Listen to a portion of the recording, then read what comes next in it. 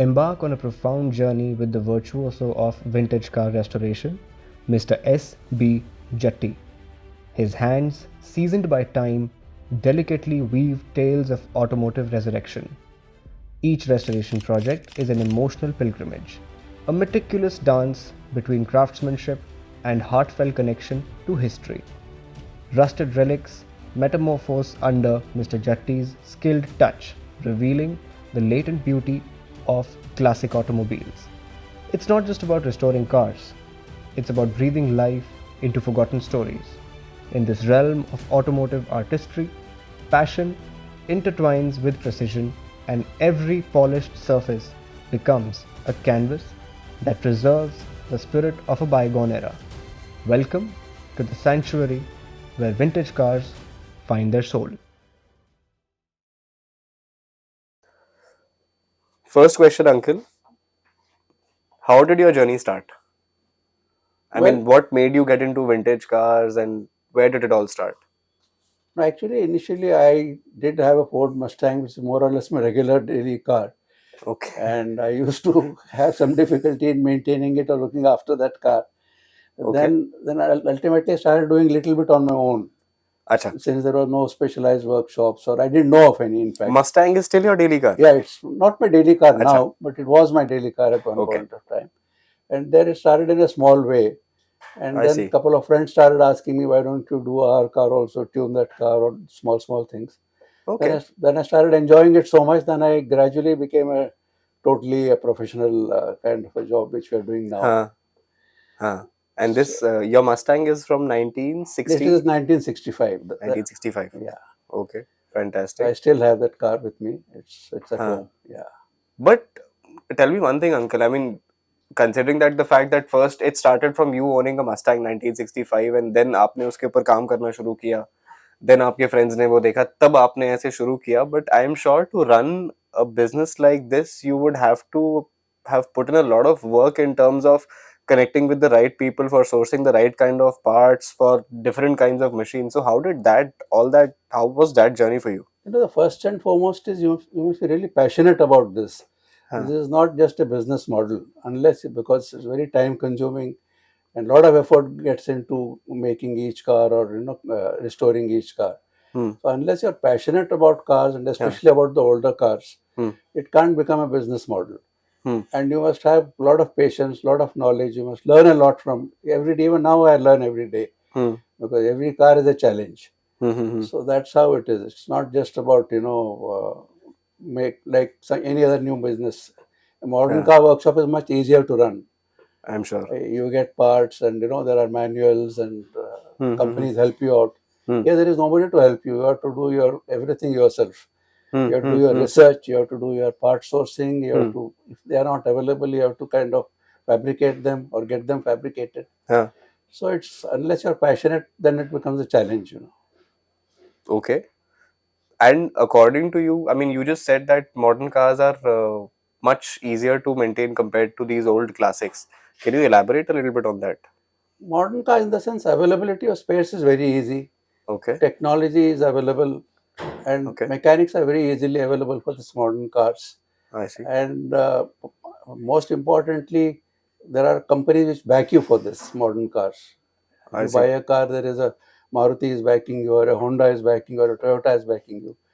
Here, these very old machines, there is no such backing you have, where no company has stock Okay. of these parts. Okay. So you have to source it elsewhere. Okay. And there are specialists all over the world who specialize in these cars, spare Okay. parts.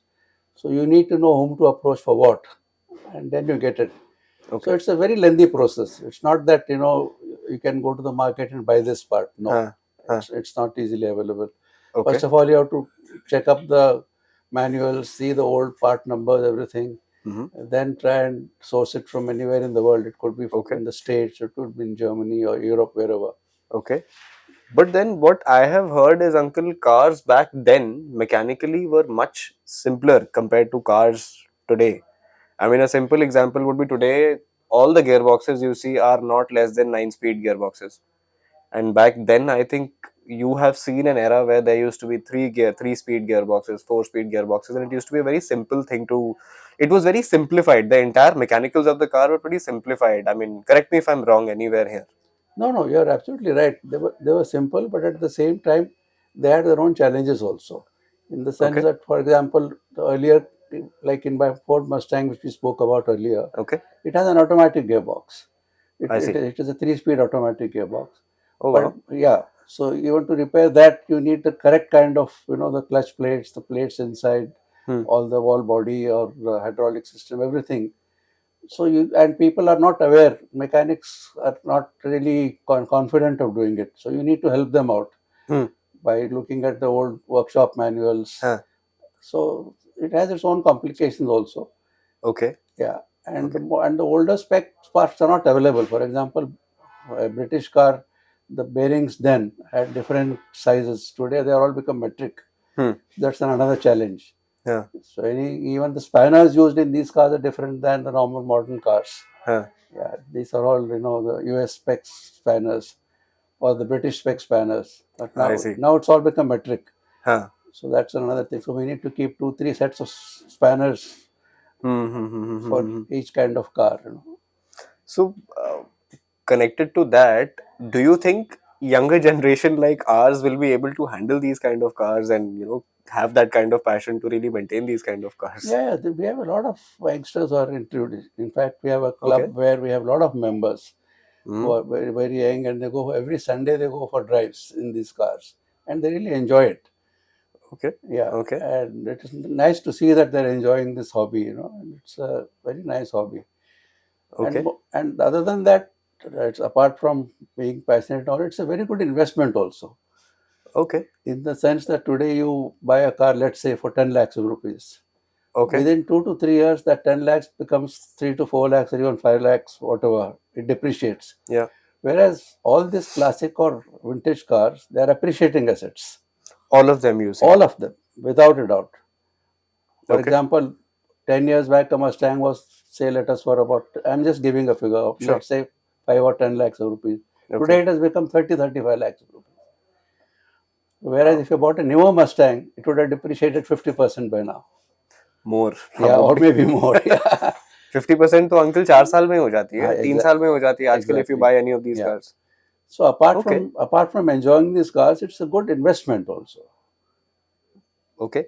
And may I ask, how much did you buy your Mustang for, and when did you ended up buying it? Oh, I bought it long time back, almost about uh, 30 years back. I bought it from another friend of mine. He Okay. had it, so I bought it from him. I see. Yeah. I see. And if I, you can choose to ignore this question if you want. वो edit हो जाएगा. But if I wanted to understand the current value of that Mustang that you have, what would it be approximately? It will be upwards of about 75 lakhs, correct market value. Yeah. Wow. Amazing. And so technically, now coming to a little bit of technical questions, can you walk us through a few basic steps of restoring a car, starting from when you choose the car, when it comes to you, what condition it comes to you? Let us assume what is the worst condition it would come to you in, and then how would you work your way through that car to make it look like completely restored? So can you walk us through that journey? Typically when we get a car, first of all, we go and examine the car before we get it here. Let us say Okay. you have a car, it's Okay. lying in your house or in your farm or wherever. Okay. We go, and in fact, a couple of my colleagues also go along with me. Okay. We study the car exactly, what are the bodywork required, what's the electrical condition, what are the wiring condition, and Okay. we see what's the status of the engine, the Okay. gearbox, the tires, everything. Then we make a Okay. total assessment of what is the work required. And Okay. generally, most of these cars which have been not worked on for a number of years, Mm-hmm. then we do what is called as a ground up restoration. We take Okay. everything apart. If the car is in Yeah, completely battered yeah, condition, yeah. you would say. Okay. We call it a nut and bolt restoration. We start from the basics. We I take see. out the chassis, we remove the body, we remove the electricals, we remove the engine, Okay. and then we start working on the chassis first. Okay. We restore the chassis, whatever is required. We totally do the metal work, then we do the priming, then we do the anti-rust treatment, So that, if you restore it, it should last at least for the next 20-25 years. It should be good, body-wise at least. Okay. So after that, then the paint process starts. We work on the body, then the paint process. Paint again, we do the entire, all the lines are checked, the shape is checked, and we fit everything, refit everything. Okay. It's like a dress rehearsal, So we have to do that. And ultimately, then we paint it. We have a paint booth of our own. We paint it. We take out each panel and paint it separately.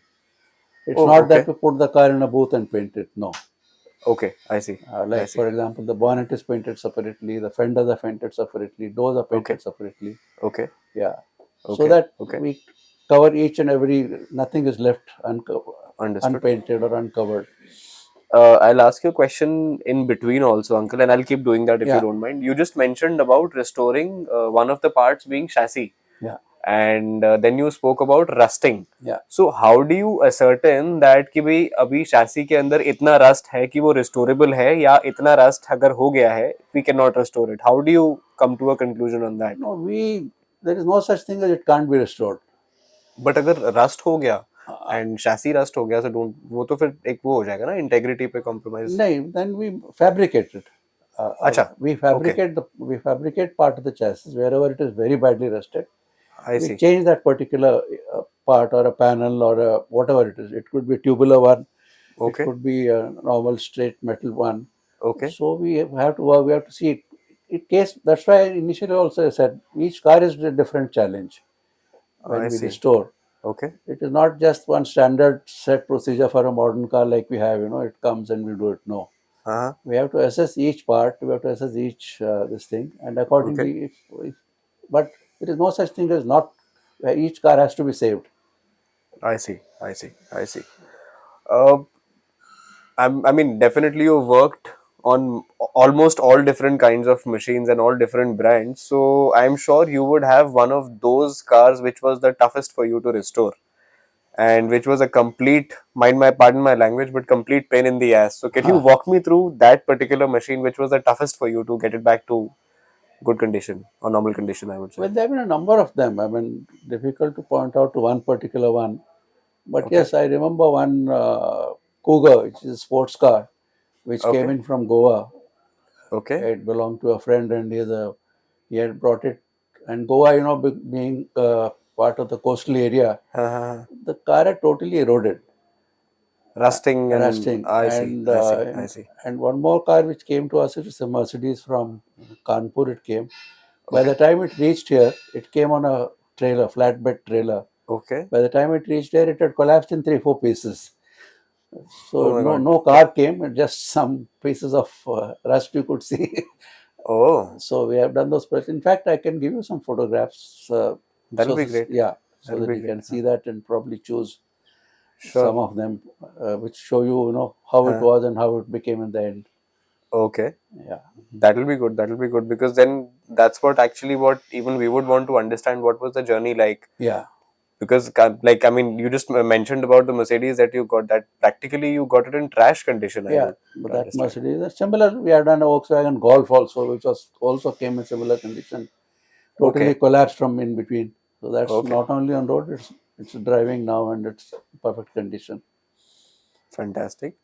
And tell me one thing, uncle, cars back then, cars today, it's very easy to tune these cars, and if it's a 200 horsepower car, it's a cakewalk, it's a bolt-on job to make it 400 horsepower or 450 horsepower, and the engine blocks can take it today. Yeah. But what about back then in these cars? Was there an option to upgrade the performance of these cars? Yes, most of this, especially the sportier cars, like for example the Mustang, for example, or Camaro or Corvette, or any of these cars. There were specialists even there in the USA. You heard the name of Shelby, and you must have heard. So there, for example, now stock carburetor was a normal single barrel carburetor or a 2-barrel carburetor. Then there was Edelbrock and carburetors like Holly. They had the 4-barrel carburetors. So you could put those and then change the inlet manifold. And put bigger pistons. All this was happening then also. It's not that it is upgrading. It's not just now. It's been there from the beginning. Customization was also there. And so was engine performance increase.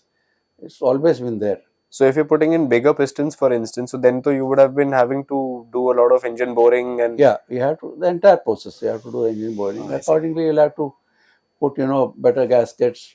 Even the head has to be worked on. I see. Yeah, even you need bigger valves. All that goes into it. It's not just about increasing the power without going into. Correct. And then when you do that, you need to upgrade your brakes also. Okay. Most of this older car had the older brake system, which is the drum brakes. Right. Yeah. Right. So you have to upgrade it to a disc brakes so that they stop. But it is not just about going fast and how to stop it also. Right. So that upgrade also needs to be done. I still remember one of the famous automobile journalists, Jeremy Clarkson from Top Gear. Yeah. He made a statement wherein he mentioned that it was never speed that killed anybody. It was always trying to stop Yeah, absolutely. that killed a person. Yeah. So it's important to have brakes. Well said. And what engine is currently your Mustang running on, uncle, if I may ask? It's on a 289. Okay. But okay. then I've done a little bit of upgrades. Like I said, I put a 4-barrel Edelbrock carburetor is there in that. Okay. And a special manifold which goes with it. So it's a little more sportier. And of course, exhaust is one thing which everybody plays around with. So I've also put a little sportier exhaust. Okay. We'd love to have a look. I mean, whenever Yeah. you have some time, we would love to come and have a look at that machine also. Anytime. Okay. So, in general, what is your favorite era of cars? I mean, there would be a certain era which you were a fan of. Which was that era? I prefer the cars of the 60s. And why? 60s was a period where they had, it came from big fins, it became slightly smaller, more sportier, and they were fun to drive. Okay. 50s cars were very good, but then they were very large, especially from Indian condition, from Indian point of view. Okay. Large fins, huge cars, the Impalas of the 50s and all that. But 60s, there was a little bit of downsizing. This is an Impala, if I'm This not is a wrong. Thunderbird. Thunderbird. Okay. This belongs to the Jaipur royal family.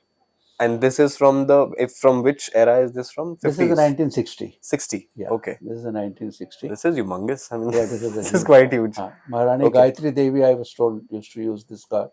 It was a personal car. Yeah. Okay. Now it belongs to the present Maharaj.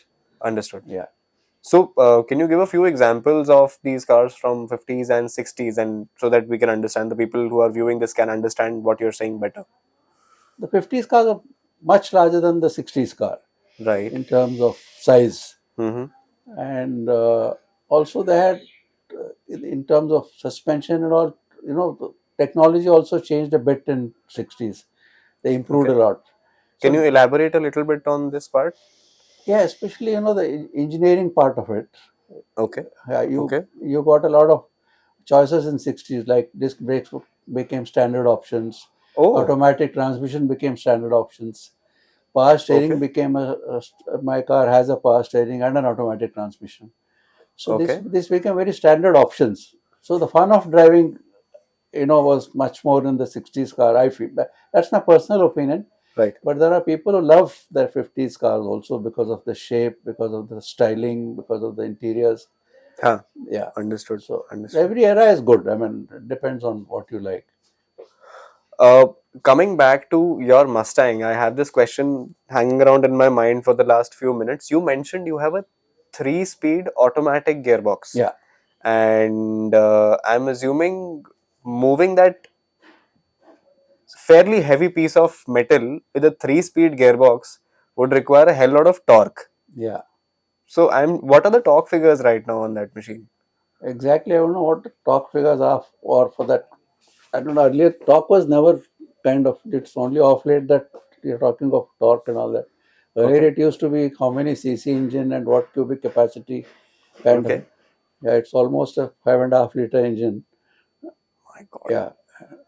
And a 3-speed gearbox, I'm still imagining how the hell does that 3-speed gearbox move a 5.5 liter engine? Yeah, it has been mated to that, designed for that. So there is no problem. Wow. Yeah, it's been working fine. So, of course, we have serviced it and kind of rebuilt it once or twice. But other than that, it works perfectly all right. Yes. Okay. You see, the 4th, 5th they also came in for economy. So those in the Hmm. 60s, economy was not really a major factor then. Because fuel was also Yeah, cheaper yeah, then. yeah. So probably a fourth or fifth gear will make it more economical to run. And now they are just getting rid of the entire gearbox and engine. Yeah, yeah. It's, Unfortunately. yeah. Okay. Okay. And uncle, I would like to also get your view on cars today and cars back then in the 50s and 60s. What was the difference in quality of workmanship and mechanical strength and overall vehicular quality? What is your view on it? Which one was better, or if it's better or not better? A general sense I would like to get. It's very difficult to say if it was better or not better, but cars were definitely better built then in Okay. terms of quality of steel, because like I said some time back that economy was not really a major factor then. Mm-hmm. So in terms of the thickness of steel or even the bumpers, if you see the older bumpers, if you see, and the size of the cars, Okay. so they were fairly safe, though we didn't have things like airbags and all then. Okay. Though early, late 50s, I think seat belts started even there as Uh-huh. an option. It was not compulsory, but most cars did have Okay. the seat belts. Uh-huh. So the build quality was pretty good. There was no doubt about it. And Okay. as time came by, because of economy, people started reducing the weight of the car. Okay. Because unless your car is light, you cannot Mm-hmm. get more mileage out of it. So Right. things started compromising on. I mean, even a small hit, the car will get badly damaged today. Hmm. But these cars can sustain a lot of. If you hit into something or something, they don't really collapse. Hmm. With the Right. strength of steel, everything, Yeah. even the bumpers, the Hmm. brackets holding the bumpers, Hmm. Hmm. Hmm. and the Hmm. chassis itself, they're very, Yeah. very strong. Okay. And you think that that was the reason why cars from back then have lasted, they would last longer than cars from today? Definitely. Modern cars do not have so much of a life as compared to these older cars. Even mechanically? Or, Mechanically, modern cars do last, but I'm okay, talking of in terms of body body and strength. the Okay. rest of the things. Okay. They deteriorate, no doubt about it. But these Okay. cars, nothing goes. If you keep them well, nothing goes wrong with them at all. Okay. I mean, like you can't leave them out in the open constantly. So better to be garage or kept under the roof at least, Okay. so that the rust and rain and these are things which can be avoided. Ha, ha, ha. Fair enough. Fair enough. And I'm sure back then, I mean, I would like to know, and I'm sure many people would like to know, back then when these cars were manufactured, Mhm.